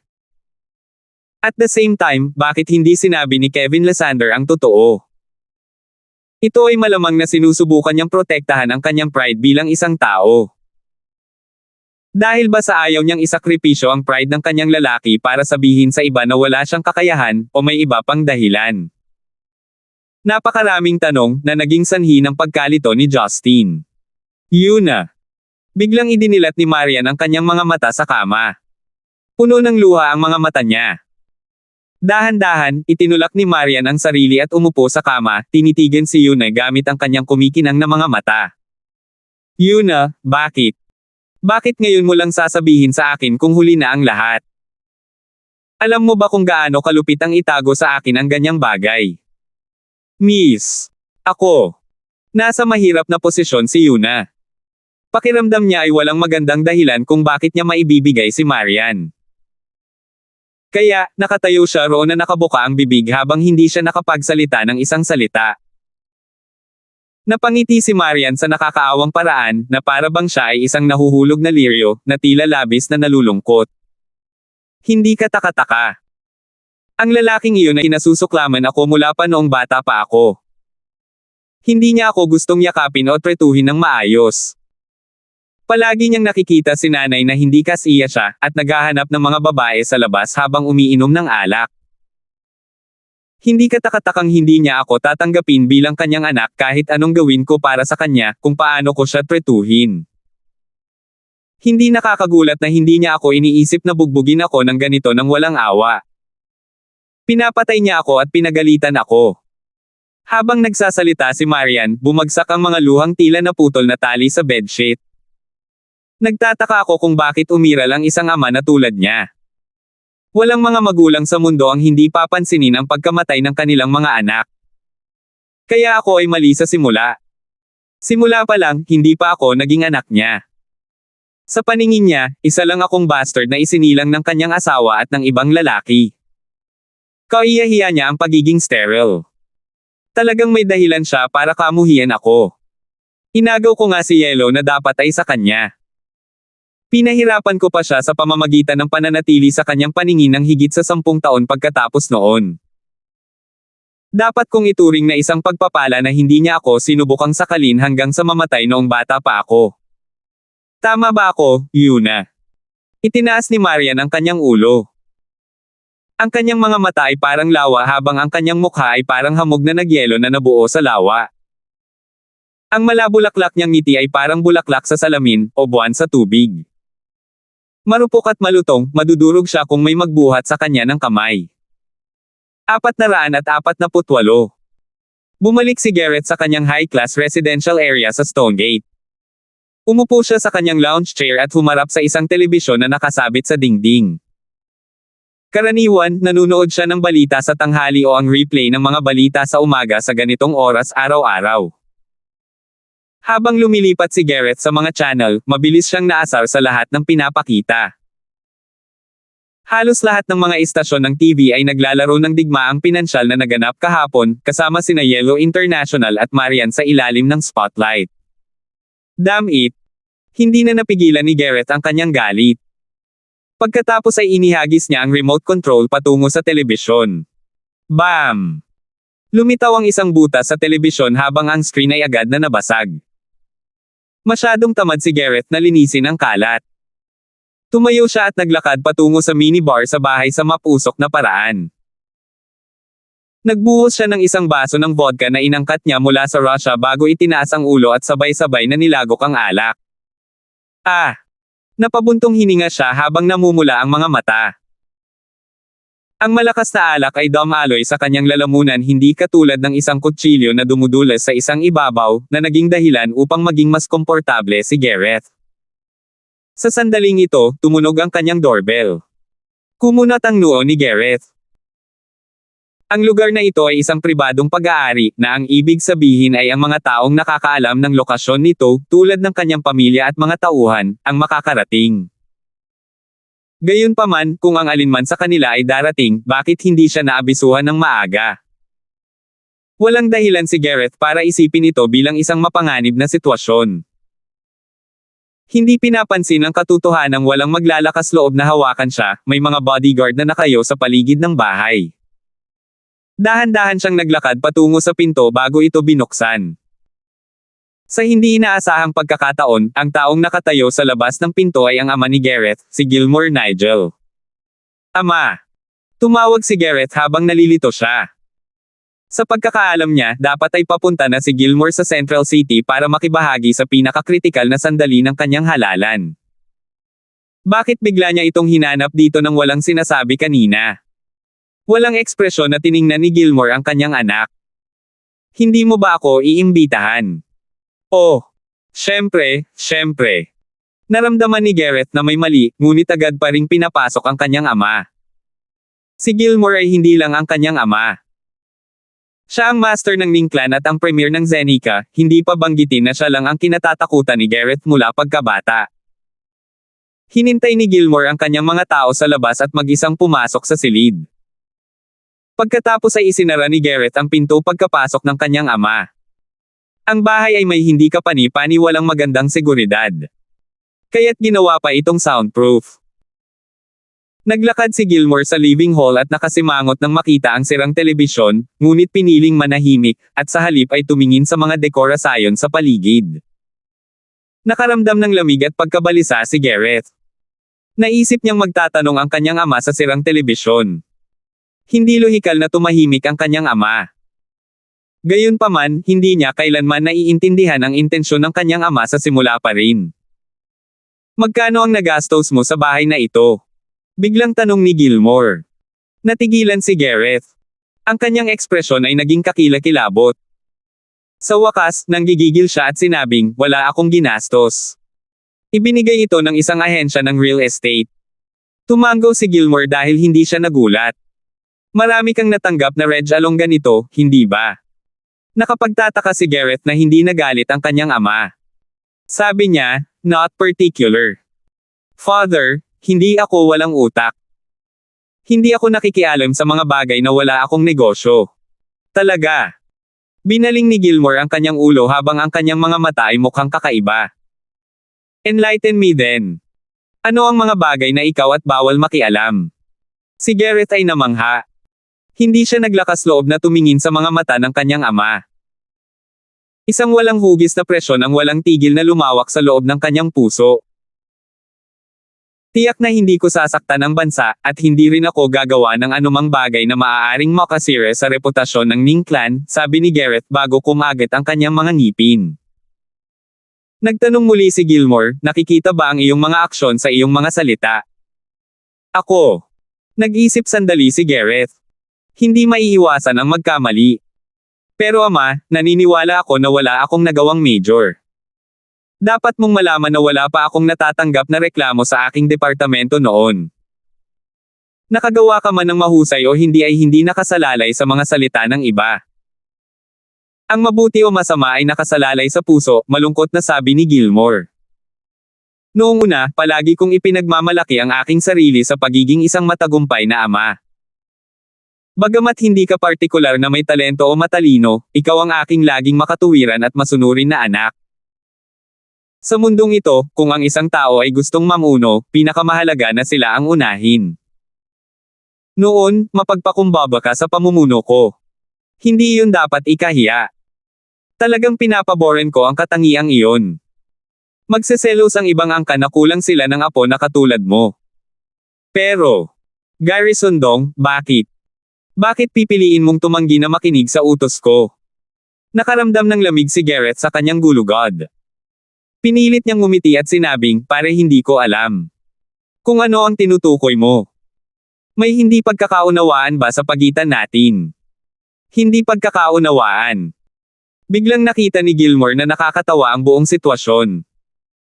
Malamig siyang ngumuso bago nagtanong, hanggang kailan mo ba ito pinaplanong itago sa akin? Gaano ka naging kabaliw? Tulala si Gareth habang siya ay labis na nalilito. Lumingon si Gilmore, nakatalikod sa kanyang anak. Bamantong hininga siya, may nagbigay ba sa iyo ng pahintulot na magpadala ng ganoon sa lahat ng media channel sa bansa? Naramdaman ni Gareth ang panginginig ng kanyang mga binti. Napalunok siya ng laway nang hindi makabuo ng paliwanag. Ang katahimikan ay hindi sagot sa iyong mga problema, hayaan mong tiyakin ko iyon sa iyo. Sa palagay mo ba ay mabubunyag mo ang lahat? Tumalikod si Gilmore at tumitig mismo sa mga mata ng kanyang anak. Gidong, sa puso mo, bilang apo ng angka ng Nigel, ito ba ay walang kahiyang kilos kung paano habulin ng isa ang isa pa nilang kalahati? Upang gumawa ng pinsala. Upang sirain. Upang habulin ang isang babaeng may asawa para sa paghihiganti. Pilit na iniangat ni Gareth ang kanyang ulo habang may iniisip siya. Pare! Binabantayan mo ako! Sigaw niya habang nawawala ng boses. Mabilis na napagtanto ni Gareth na hindi pa niya sinabi sa kanyang ama ang lahat mula sa pakikipagkite kay Magnus at paghahanap kay Marian. Ang mga tao sa paligid niya ay hindi maglalakas loob na magsumbong tungkol sa kanya. Ang pinakamahusay na posibleng paliwanag ay nagpadala si Gilmore ng isang tao upang masusing subaybayan siya. Biglang napansin ni Gareth na wala siyang alam tungkol sa kanyang ama. Hindi niya inaasahan na ang kanyang optimistiko at matuwid na ama na kasing aninag ng salamin ay gagawa ng isang bagay na napakalilam. Sinusubaybayan pa niya ang sarili niyang anak. So what if that's the case? Kung talagang nagtagumpay ka sa pagkakataong ito, umaasa ka pa bang lilinisin ko ang kalat mo para sa iyo? Panasan mo Gibson, puwitan mo. Napuno ng galit si Gilmore. Nagsimulang huminga si Gareth. Gamit ang malalim at namamaos na boses, nagtanong siya, pare. Nagtataka ako sa lahat ng oras na ito, bakit? Bakit napakamalasakit mo sa babaeng iyon? Paano kung CEO siya ng isang multinational na korporasyon? Siya ay walang iba kundi isang bastard na ipinanganak ng isang asong babae at isang ligaw na lalaki. Shut up! Hindi ako papayag na insultuhan mo siya sa ganoong paraan. Galit na sigaw ni Gilmore. Hindi ba ganito ang kaso? Sumigaw si Gareth na parang nabaliw. Ama! Ako ang biolohikal mong anak. Mula pa noong bata pa ako, hindi ako nang ahas na suwayan ang iyong kalooban. Lagi kong sasagutin ang bawat pagsusulit na ibinabato mo sa akin. Gusto mo akong pumasok sa Peking University, kaya pinaghirapan ko ito. Noong gusto mo akong pumasok sa isang partikular na departamento, gumugol ako ng maraming oras at pagsisikap upang makuha ang posisyon na iyon sa pamamagitan ng sarili kong merito. At pinalaki mo ang bilang ng mga senior sa bawat taon, at pinalaki mo ang bilang ng mga senior sa bawat taon. Clan. I have never complained about anything. I have never got mad. Gayunpaman, ngayon, ang gusto ko lang gawin ay maghanap ng babaeng makakasama ko sa buong buhay ko. Sobra na ba ang maliit na kahilingang ito? Paano kung may asawa na si Marian? Paano kung CEO siya? Wala man lang siyang kasal para sa kanyang kasal. Ano ang pinagkaiba ng kanyang pagiging walang asawa sa ganitong paraan? Sa lipunang ito, ay ang pag-agaw ng isang maling babae sa ibang lalaki. Si Garrison Dong, humihingi lang ng isang babae, sobra ba talaga ito? Tahimik. Ako. Hindi ko inaasahan sa buhay ko na magsasabi ka ng ganyan. Lumuhad ka sa harapan ko. Si Gareth ay sumigaw, galit na galit, habang ang kanyang katawan ay nagsimulang manginig. Kumaibot ang mga sulok ng labi ni Gareth, ngunit nakaluhod pa rin siya. Tinaas niya ang kanyang ulo, malakas niyang sinabi, kaya kung lumuhod, ngunit ito ay dahil ikaw ang aking ama at ikaw ang pinakamataas na opisyal sa gobyerno ng Zeneca. Hindi dahil ako ang may kasalanan. Gumamit lamang ako ng mga paraan na sumasalamin sa kanyang pagkakakilanlan upang maisakatuparan ito. Hanggat ang medikal na record ay nakalantad, si Marian ay makikita bilang isang bastard. Ang kanyang mana ng Yellow International ay ipagkakait. Siya at ang patay na puti ay nakuha ang lahat sa pamamagitan ng kasinungalingan. Iisipin ng lipunan na siya ay walang kahihiyan, at siya ang naging sanhi ng pagkamatay ni Kevin Lysander at ng kanyang lola upang manakawin ang lahat. Sa sandaling iyon, hindi ko siya gagawing tunay na babae. Sampal. Sumugod si Gilmore at direktang sinampal si Gareth sa kanyang mukha. Namumula ang mga mata ni Gilmore. Gamit ang malalim na boses, nagbabala siya, ipaalam ito sa iyo. Kahit na mawalan ka ng asawa habang buhay, si Marian ang kaisa-isang tao kahit ang iyong pinky ay walang karapatang hawakan. At saka, kung maglakas loob kang tawagin si Marian na bastard, at insultuhan ang yumaong ina, babarilan kita sa aking kamay at ipapadala ka sa pintuan ng kamatayan dito, ngayon din. Hindi pa narinig ni Gareth ang pagmumura ng kanyang ama. Napatulala at natulala, hinawakan niya ang gilid ng mukha niya na nasample kanina, bago nagdilim ang paningin niya. 449. Sa loob ng lumang vilya ng Lysander clan, ang kapaligiran ay makapal na may nararamdamang pressure, dahilan upang magmukhang medyo madilim ang apat na tao. Si Justin at Marian ay nakaupo sa isang sofa, habang sina Yuna at Rebecca ay nakaupo sa tapat nila. Matagal nang malamig ang tsaa sa mesa, ngunit walang gustong magpainit muli ng tubig dahil nagkakasundo sila na hindi ito ang tamang oras para uminom. Kasunod ng pagsasalaysay ni Yuna, dahan-daang naunawaan nina Justin at Marian ang ilan sa mga misteryo habang inilalahad ang mga ito sa kanilang harapan. Noon, bilang manliligaw ni Zachary, ipinanganak ng matandang CEO si Kevin Lysander. Upang protektahan ang kanyang sarili at ang kanyang anak na si Kevin Lysander mula sa pang-aapi ng asawang si Abbas Morgana, ginugol niya ang halos lahat ng kanyang oras at pagsisikap sa pagpapalago ng Yellow International. Siyempre, tinulungan din sila ni Zachary hanggat maaari. Hindi niya iiwan ang kanyang anak na si Kevin Lysander para ipagtanggol ang sarili. Gayunpaman, itinago ng matandang CEO ang katotohanan na si Kevin Lysander ay may kapansanan. Siya ay ipinanganak na walang seminal vesicle. Bagamat wala itong epekto sa karaniwang relasyon ng mag-asawa, nangangahulugan lamang ito na ang isang bata ay wala sa tanong. Hindi tanga ang matandang CEO. Alam niya na kung gusto niyang mamuhay ng ligtas at mapayapa ang sariling anak, at magkaroon ng pagkain at tirahan na kailangan niya sa natitirang bahagi ng kanyang buhay, tiyak na hindi niya mapapayagan si Yellow na bumagsak. Hindi niya maipalam kay Zachary na mayroon itong boldado na anak. Ang mga mayor at mayayamang angkan ay lahat ay natatakot na walang mga inapo. Ang angkan ng Lysander ay may napakakaunting mga anak, kaya lubos na pinahahalagahan ni Zachary ang kanyang anak na lalaki kahit na ito ay ipinanganak ng isang manliligaw.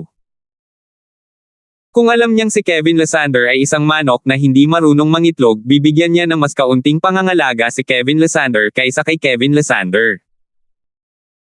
Dahil pinagtaksilan ni Zachary, sinamantala ng matandang CEO ang impluwensya sa angkan ng Lysander upang patatagin at paunlarin ang Yellow International.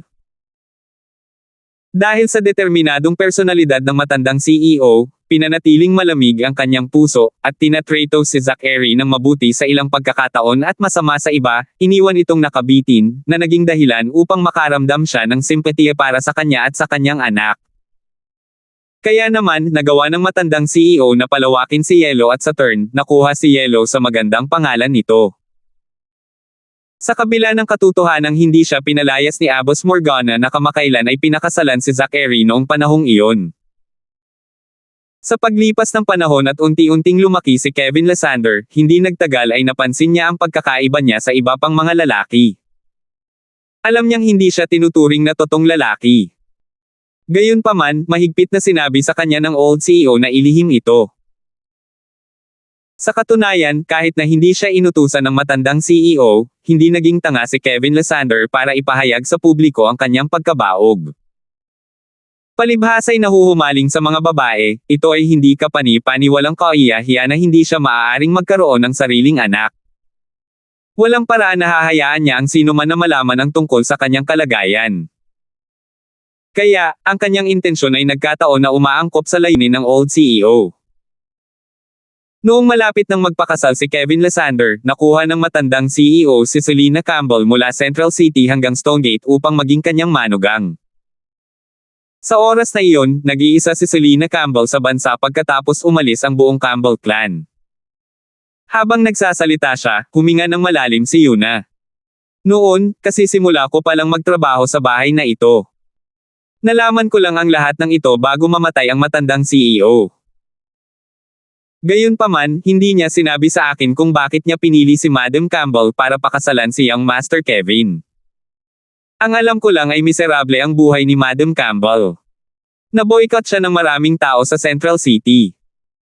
Nang mag-alok ng tulong si old CEO kay Young Master Kevin, pumayag siyang magpakasal.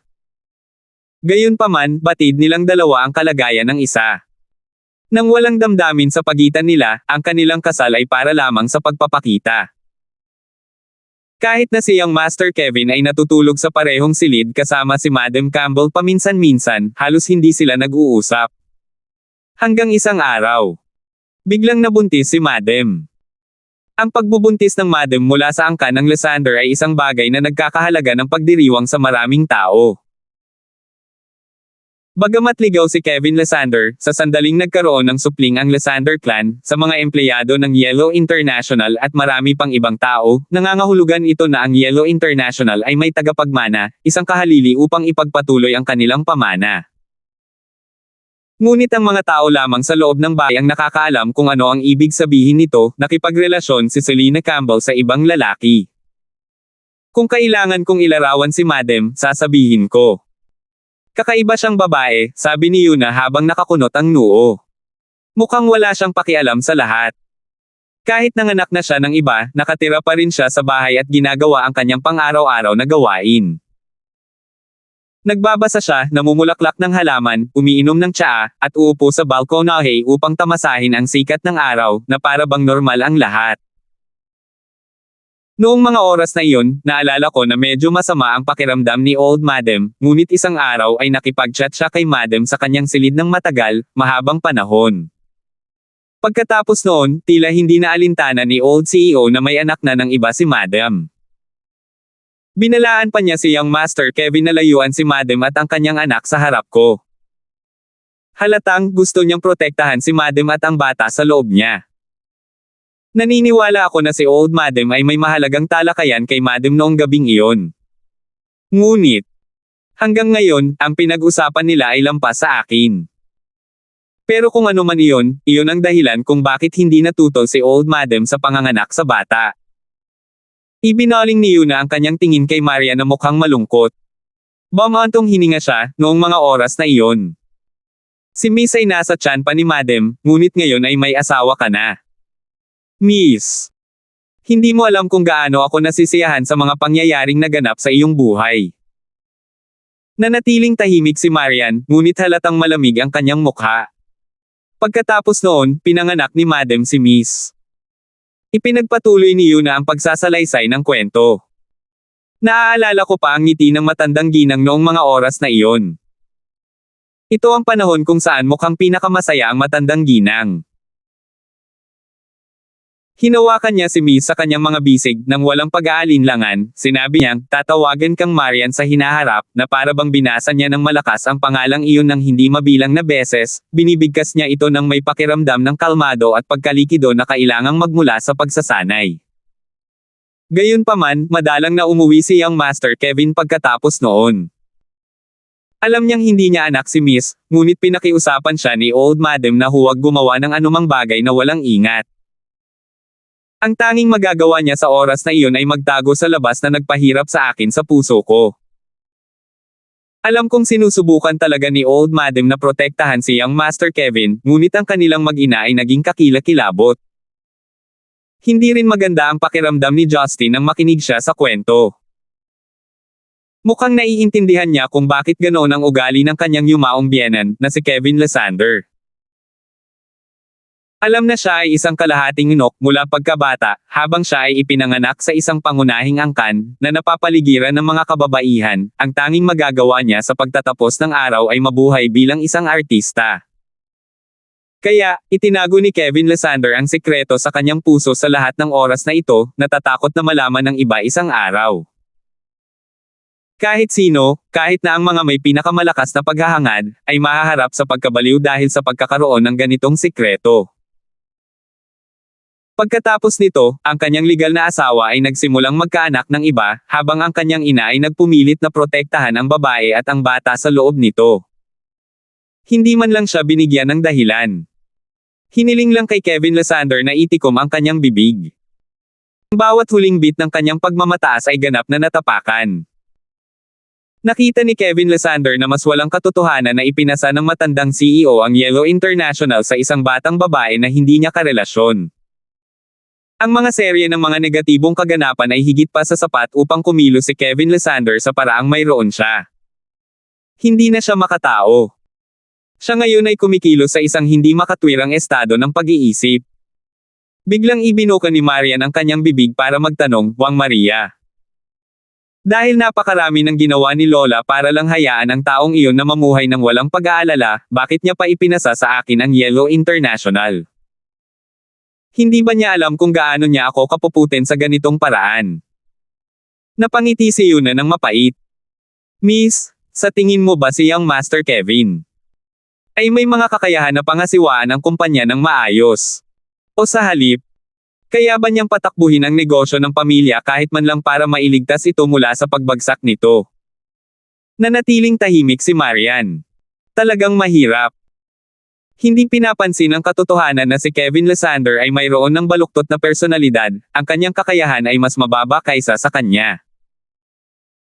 Si Kevin Lysander ay namuhay ng isang marangyang buhay para sa karamihan, at kung saan, nabigo siyang kumuha ng anumang uri ng katalinuhan sa negosyo. Miss, sa totoo lang, naintindihan ko lang ang pinaghirapan ni Old Madam pagkatapos mangyari ang lahat ng ito, napabuntong hininga si Yuna. Noong bata pa si Miss, sinimulan ka na ni Old Madam na palakihin bilang isang tagapagmana. Mas maganda ang pakikitungo sa iyo ni Old Madam kaysa kung paano tretuhin ng maraming tao ang sarili nilang mga apo kahit na hindi kanya biological granddaughter. Inaasahan niya na balang araw, mamahalin mo ang iyong pamilya at tatanggapin mo ang isang ama na tulad niyang Master Kevin. Hinanap ng matandang madam kung saan-saan at nahanap niya si Madami sa Miss Morris na babae noon mula sa Sichu. Nakita niya ang kanyang potensyal, at sinuportahan niya ang kanyang pag-aaral pagkatapos ay pinahintulutan niya siyang sumali sa kumpanya bago ka pa man tumuntong sa lugar na iyon, upang si Miss Morris ay maging katulong mo pagkatapos mong manahin ang posisyon. Lahat ay pinlano na ni Old Madam mula pa sa simula. Ginamit pa ng matandang ginang ang kanyang relasyon kay Zachary para hayaan kang mapalapit sa angkan ng Collins. Lahat ng ito ay ginawa sa pag-asang balang araw ay mapoprotektahan nito sina Miss at Yellow. Wang Maria, sinasabi mo bang ginagamit ako ni Lola para protektahan ang sarili niyang anak? Tanong ni Marian habang napuno ng pait ang mga sulok ng kanyang mga labi. Umiling si Yuna. Taos puso, sinabi niya, Miss, ang kadugo ay maaaring peke, ngunit ang pag-ibig ay maaaring pekeng din. Miss, ikaw ay nanirahan sa Old Madam sa loob ng higit sa 20 taon. Kahit na ang isang hanggal ay maaaring sabihin na ang kanyang pagmamahal sa iyo ay lihay-timo. Bahagyang nanginig ang katawan ni Marian. Pagangat ng ulo, tiningnan niya ang oil painting ng mabait na matandang babae habang may binubulungan siya. Sa kasalukuyan, si Rebecca na nanatiling tahimik upang makinig sa pagsasalaysay ni Yuna ay biglang nagsabi, marahil. Alam ko ang pag-uusap ni Selena at ng old CEO. Hindi lang na-curious si Yuna, maging si Justin at ang absent-minded na si Marian ay lumingon doon. Maliwanag, si Rebecca ay parang may alam talaga siya. Si Rebecca ay mukhang nahihirapan ng kaunti. Sa wakas, umiling siya at bumantong hininga. Naramdaman ko noong una na hindi nararapat na sabihin ito. Ngunit si Marian ay manugang ko na ngayon, pakiramdam ko ay wala nang dahilan para itago ko pa ito. Ibinaling ni Rebecca ang kanyang tingin kay Marian. Marian, pakiramdam ko ang dahilan kung bakit inaasam ng lola mo na ipanganak ka at itinulak ka pa na maging CEO ng Yellow, ay hindi lang dahil malilito niya si General Zachary na bigyan ka ng higit na pangangalaga bilang apo niya. Ang isa pang dahilan ay maaaring mas may kakayahan ang biolohikal mong ama na pangalagaan ang Yellow International, at protektahan ka ni Kevin Lysander. Habang nagsasalita si Rebecca, biglang pumasok sa isip ni Marian ang larawan sa album na nakita niya kanina. Halos bigyan na siya ng conclusion ng lalaki sa larawan sa sandaling iyon. Namutla si Marian habang napuno ng takot at pagtataka ang kanyang mga mata, dahilan para matarante siya. Napansin ni Rebecca ang kanyang reaksyon at nagtanong, Marian, anong nangyari? Hinawakan ni Justin ang balikat ni Marian, hinayaan ang nanginginig nitong katawan na sumandal sa katawan nito.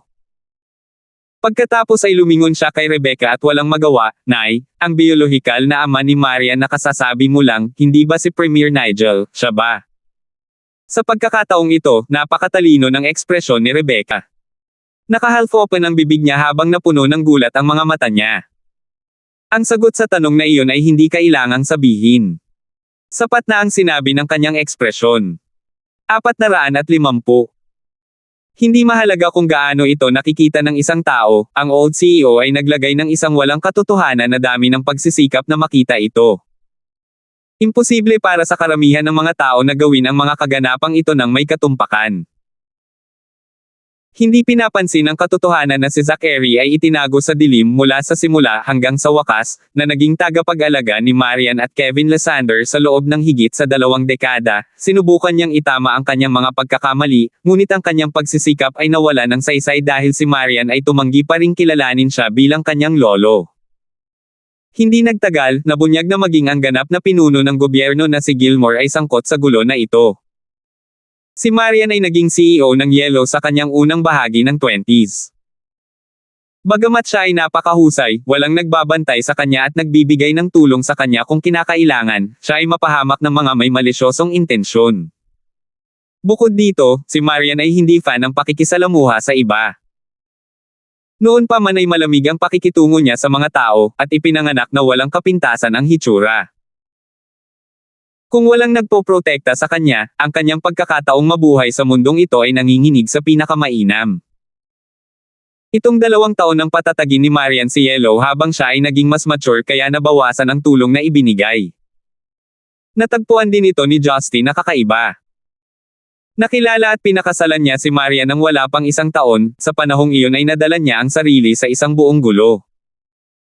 Posible bang pinigilan silang lahat ni Zachary bago iyon?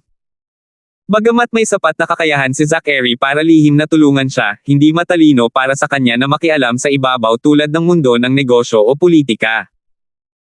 Kaya ang lahat ay dahil may mas dominanteng figure tulad ni Gilmore na nagbibigay ng suporta. Sa kanyang suporta, kahit na tumanggi ang Yellow International na aliwin ang mga opisyal ng gobyerno, at ganap na iniiwasan ni Marian na magpakita sa mga pampublikong kaganapan, walang sino man ang maglalakas loob na hindi masiyahan kay Yellow. Higit pa rito, si Talia ang namamahala sa karamihan ng gawaing public relations, kaya walang dahilan para mag-alala sila. Hindi ito masyadong inisip ni Rebecca. Sabi niya, noon, nasa parehong grade ako kasama si Selena sa paaralan. Si Premier Nigel. Ang senior namin sa graduate school, at assistant din ng lecturer namin. Noon na nagsimula kaming makilala ni Selena si Premier Nigel. Habang nagsasalita si Rebecca, ang mga nakatagong bagay sa nakaraan ay nabunyag sa wakas. Noong bata pa ang tatlo, dahil si Gilmore ang lecturer nila at ilang beses niyang nakasalubong ang 2 babae sa labas ng paaralan, nagsimula silang magkakilala ng husto. Si Gilmore ay walang alinlangan na ang fairy tale prince ng hindi mabilang na mga babae. Ang kanyang background sa pamilya, antas ng edukasyon, hitsura, bilang karagdagan sa kanyang lubos na pinuri na karakter ay madaling makuha sa kanya ang mga puso ng maraming kababaihan. Sina Rebecca at Selena Campbell ay hindi exception. Parehong nakamamanghang tumingin ang dalawa. Karamihan sa mga tao ay tumingin sa kanila bilang maganda. Kaya, ang pagkakaibigan sa pagitan ng 2 magkapatid na matalik na kaibigan ay nakaranas ng maliliit na pagbabago nang magsimula silang magkaroon damdamin para sa parehong lalaki.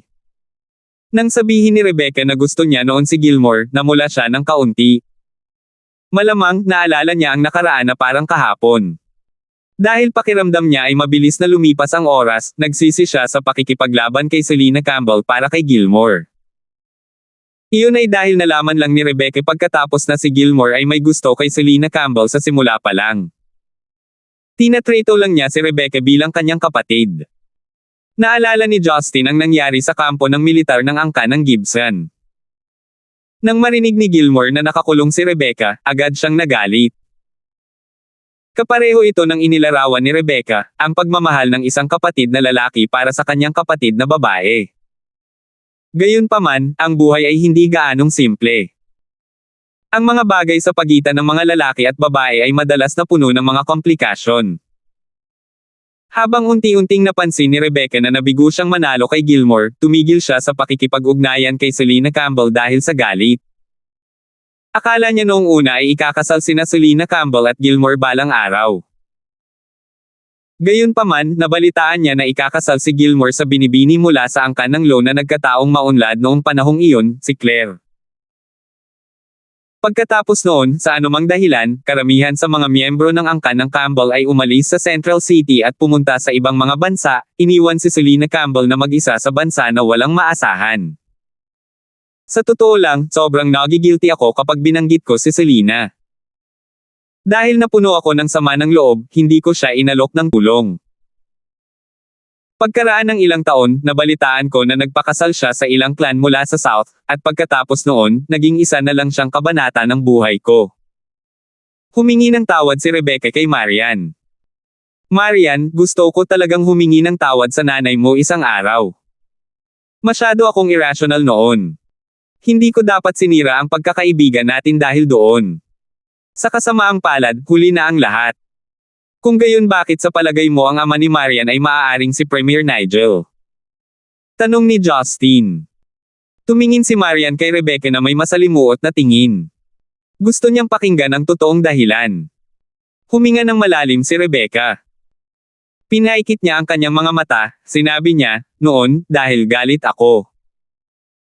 Tinanggap ko si Pojen, at pinakasalan ko siya pagkatapos ng ilang taon. Siyempre, unti-unti akong nagkakaroon ng nararamdaman para sa kanya pagkatapos ng mahabang panahon. Hindi ako nagpakasal dahil sa galit. Naaalala ko pa noong sinundan ko si Pojen kay Stonegate ilang taon pagkatapos naming ikasal,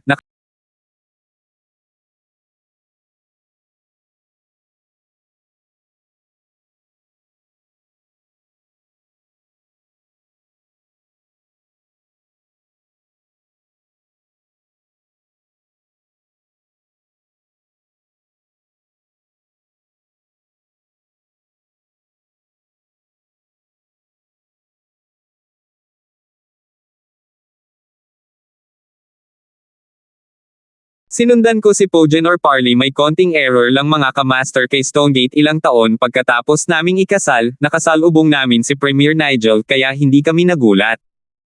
Nagulat ako sa sinabi niya.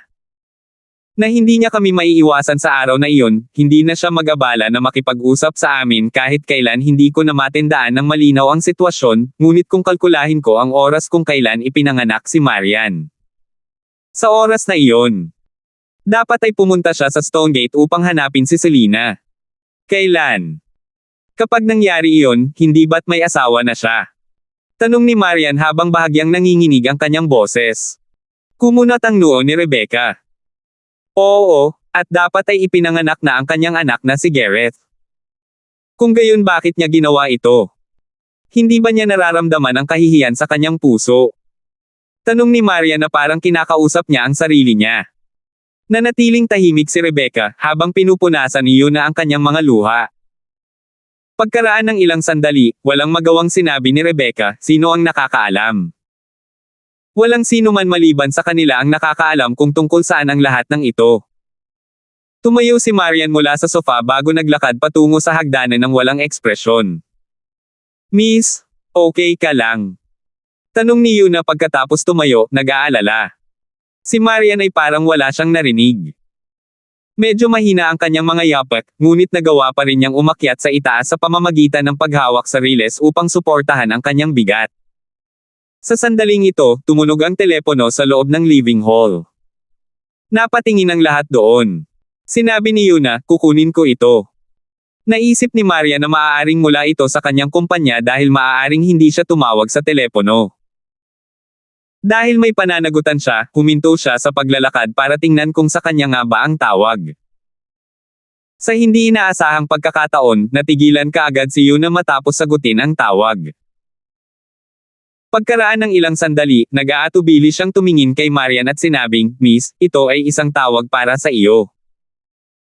Huminga ng malalim si Marian habang sinusubukan niyang pasiglahin ang sarili. Galing ba ito sa kumpanya? Parang pagod na pagod siya. Hindi. Ito ay. Mula kay Premier Nigel. Nauutal na sabi ni Yuna. Nang matanggap ni Marian ang telepono, muntik na niyang mahulog ito sa carpet. Ang kanyang mga mata ay halatang nagsiwalat ng pagiging komplikado at gulat. Pagkaraan ng mahabang panahon, sa wakas ay itinaas ni Marian ang telepono. Sinubukan niyang magsalita ng mahinahon. Kumusta? Nagsasalita si Marian. Hindi nagalit si Gilmore kahit pinaghintay siya. Sa halip, magiliw at malumanay siyang nagsalita, ako si Gilmore. Sana ay hindi pansinin ni Boss Lysander ang biglaang tawag sa telepono. Bihira lang magsalita ang Premier sa ganoong paraan. Kahit na ang mga pangulo ng ibang mga bansa ay maaaring hindi alam sa gayong mainit na pagtrato. Sagot ni Marian. Hindi naging awkward ng sitwasyon si Gilmore. Napangiti siya habang sinabi, kaya nabalitaan ko na ang anak ko ay nakipag-usap kamakilan. Ipinaalam sa akin ang tungkol sa kanyang mga aksyon. Ipinapangako ko kay Boss Lysander na seryoso kung haharapin ang bagay na ito. Tiyak na hindi ako magdudulot ng gulo kay Boss Lysander at sa iyong kumpanya. Haharapin mo ito. Lumitaw ang pait sa mga sulok ng labi ni Marian. Paano? Nagulat si Gilmore na ganito kalmado si Marian. Mataimtim na sinabi niya, ang medical record na nakita ni Boss Lysander ay peke. Hindi kailangang mag-alala ni Boss Lysander tungkol sa isang bagay. Nablock ko na ang lahat ng mga dokumentong ipinadala sa mga media channel. Walang anumang laban kay Boss Lysander ang iuulat sa balita. At the same time, sisiguraduhin kong hindi harass ng anak ko si Boss Lysander sa hinaharap. Ito ay pekeng. Fake ba? Fake ba? Sabi niya fake lahat. Si Marian ay may ganang tumawa. Nawalan pa siya ng kontrol sa kanyang gawi. Dahil peke ang sinabi ni Premier Nigel, tiyak na peke iyon. Kung wala nang iba, tatapusin ko na ang tawag. Sa sandaling matapos siyang magsalita, nang hindi binibigyan ng pagkakataon si Gilmore na tumugon, agad niyang tinapos ang tawag. Dahil tahimik talaga ang bahay, maririnig ng lahat ang usapan. Tumingin sina Yuna at Rebecca sa nagdadalamati na si Marian habang nakaramdam sila ng kirot sa puso, ngunit wala silang ideya kung paano nila ito maaaliw. Naikuyom ni Justin ang kanyang mga kamao ng mahigpit. Nakaramdam siya ng kilabot sa mga pangyayari. Ang ama ni Marian na si Kevin Lysander ay naging peke. Ang kanyang pagsisikap at paghihirap sa nakaraan ay walang kabuluhan. Ang kanyang lola na pinakamamahal niya, ay minamanipula siya. Siya ay nagtrabaho ng walang pagod upang maiwasang mabaigo ang kanyang lola, ngunit ngayon ang buong sitwasyon ay tila nakakatawa. Higit pa rito, ipinanganak siya ng kanyang ina sa pamamagitan ng pagdaraya sa kasal. Nang mabigat ang pakiramdam, ang kanyang biolohikal na ama, biglang sinabi sa kanya na ang lahat ay peke. Wala siyang planong kilalanin ang sarili niyang anak. Ang kalungkutan at galit ay hindi makita sa mga mata ni Marian. Ngunit ang pagkatiwangwang ay parang isang liblib na lupain na natataka ng yelo na libu-libong milya ang layo. Naglabas siya ng hindi mabata na malamig na aura. Biglang nakaramdam ng paghamak si Justin sa kanyang sarili. Paano kung makakalaban niya ang hindi mabilang na mga tropa, missiles, at rockets? Ang gusto lang niya ay ang kanyang asawa ay tumigil sa pagpapakita ng ganitong hitsura ng kawalan ng pag-asa, ngunit kahit siya sa lahat ng kanyang mga kakayahan, ay hindi maaaring gawin ang ganoong gawain. Biglang naramdaman ni Maria na lumabo ang kanyang paningin. Nang ipikit niya ang kanyang mga mata, nawalan siya ng malay. Salamat po at sinamahan ninyo ako, ingat lagi mga master.